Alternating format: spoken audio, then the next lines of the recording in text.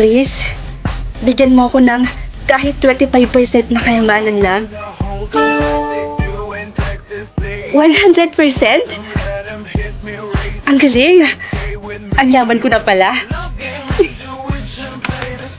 Ma, sige na po papasok na po ako sa school. Oh, anak. Naku, 100% pala yung nakuha mo. Bakit hindi mo private?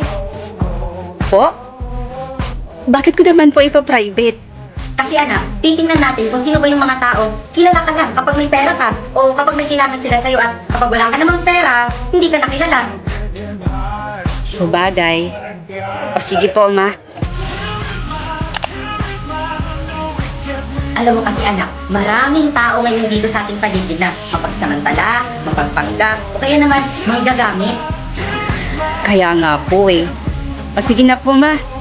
Papasok na po ako O sige anak, basta mag-iingat ka. Hi Erica! Uy, Trish, nandito ka pala.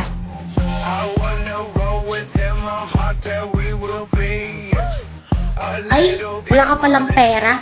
Hindi ka pwede sumama sa amin. Bakit naman? Wala naman.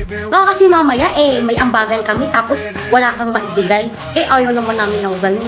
Kaya simula ngayon ayaw ka na namin maging kaibigan. Kasi mahirap ka lang pala. Sige.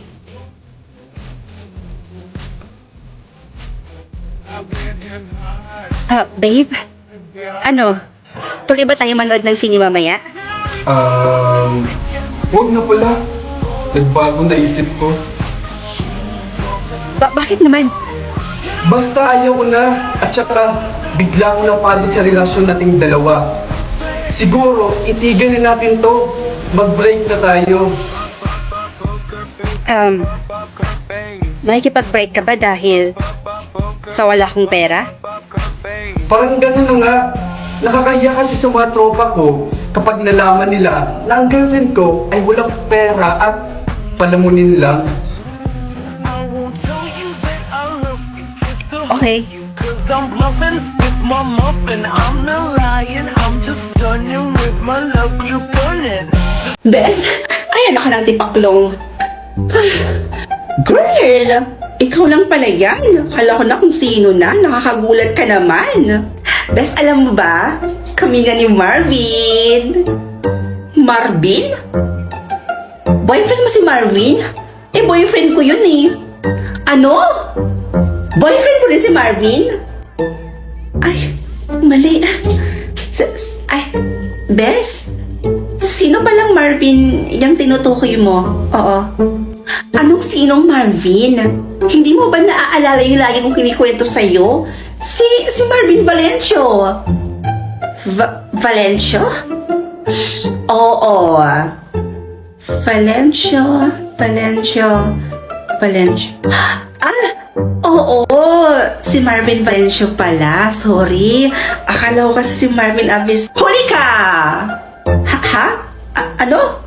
Bakit? So, bakit mo nasabing may boyfriend ka na?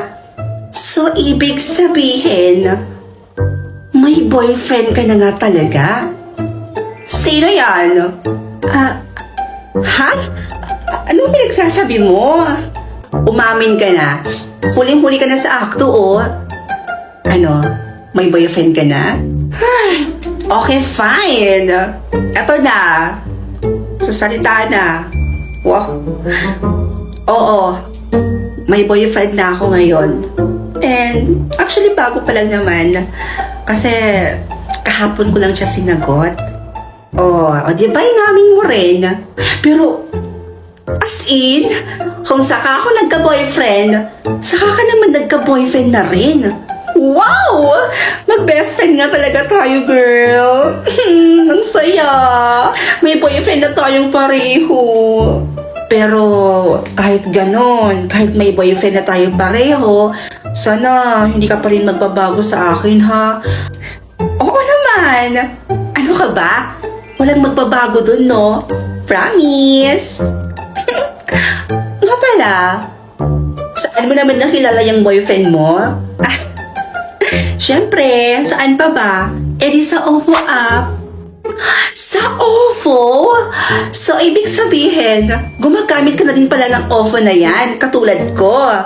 Oo, simula kasi nung nirecommend mo sa akin yung OVO app na yan, Besh, eh ayun, talagang ginamit ko na talaga siya ng tuluyan. Especially kapag bored ako, Besh, talagang nakababad lang talaga ako dyan sa OVO.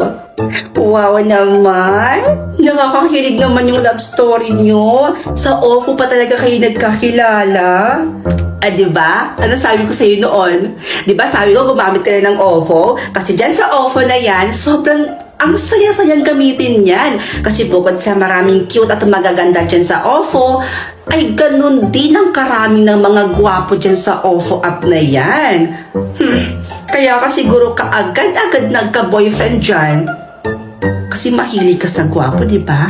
Ay, naku, imposible. Imposibleng hindi ka nakabingwit ng gwapo dyan sa OVO app na yan. Very well said. Thank you, Besa. Thank you sa pag-recommend sa akin ng app na yun. You're welcome, Beshi ko. O siya, uwi na ako ha. Baka hinahanap na ako dun sa bahay. Eh, alam mo, kaya naman kasi ako pumunta dito sa inyo kasi gusto kong ibalita sa'yo yung napakagandang nangyari sa buhay ko ngayong araw na to. At gusto ko, ma-shock ka sa ibabalita ko sa'yo. Pero hindi ko naman akalain na pati pala ako ay masya-shock sa nabalitaan ko ngayon na nagka-boyfriend ka nga, magkatulad pa sa pangalan ng boyfriend ko. Wow! In fairness bongga! O sige na ha, bye-bye! O siya, sige. Kumuwi ka na doon. Mag-iingat ka ha. Love you!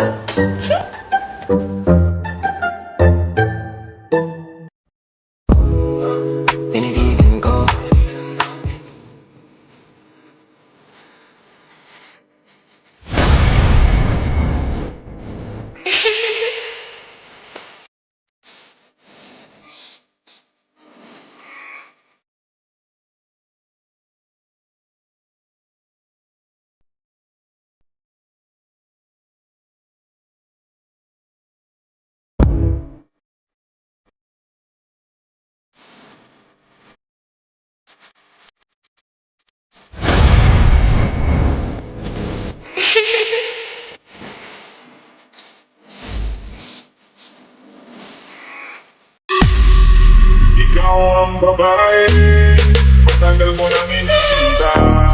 Pero bakit ngayon ka lang pumating? Tagal kong naghintay, umabot ng ilang taon. Nagpapasalamat ako na nandito ka na. Sa may kasyan, oras na kauting ako. Lugay ko nagkaga, di ako pinaka.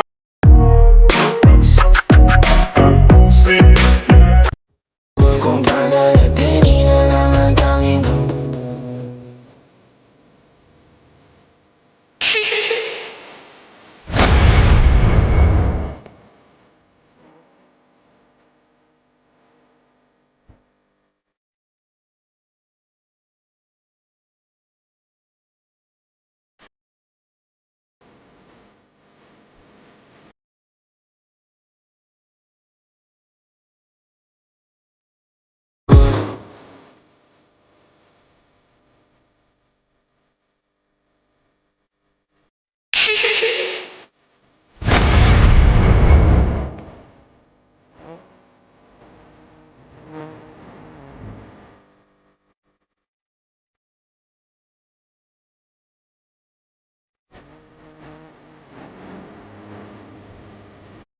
Ay, nurse! 3 minuto na kami nandito. Pero hanggang ngayon, hindi niyo pa rin ino-operahan yung anak ko. Ano yung hinihintay niyo? Mamatay siya mula sa sakit bago kayo umaksyon? Mrs. kumalma lang po muna kayo. Sorry po pero hindi po kasi kami basta-basta nag-opera hanggat wala pong doktor. Hintay na lang po natin si Doktora Gina. On the way na po siya. Tinawagan ko na po. Eh, nasan ba kasi yung Doktora Gina na yan? Kanina pa kami nandito Nasaan ba yung Doktora Gina na pinagmamayabang mo? Ha? Nanonood ng sine? Nagwawalwal? Mamamatay na yung anak ko! I'm here. What's happening here? Dr. Gina? Mabuti naman na dumating na kayo. Ikaw? Ikaw si Dr. Gina? Napaka-irresponsable mo. Alam mo, ang nararapat sa'yo mawala ng lisensya. Mamamatay na yung pasyente mo, oh. Mamamatay na yung anak ko, and yet ikaw, chill lang? Ma'am, relax lang po kayo. Relax? Eh, kung yung anak mo yung nasa kalagayan ng anak ko ngayon, ha? Makakapag-relax ka pa ba, doktora? Naranasan mo na bang mamatayan ng anak? Hindi ikaw ang mamamatay ng anak, kaya nasasabi mo yan.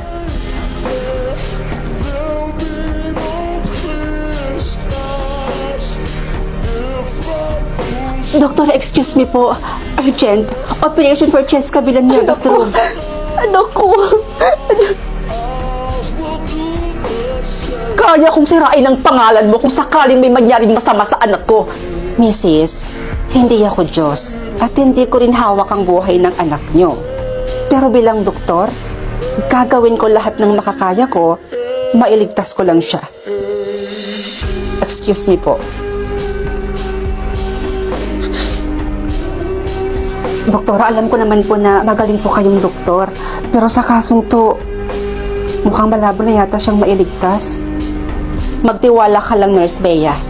Gagawin natin ang lahat ng makakaya natin. Prepare all apparatus, please, and always check the heartbeat.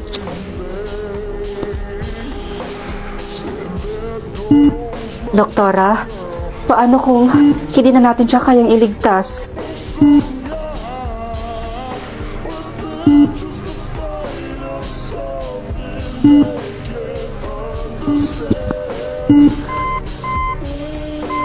Clear.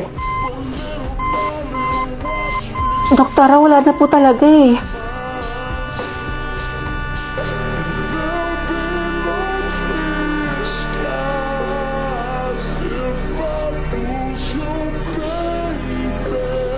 Just like the clouds, my eyes will do the same. You walk away every day the rain.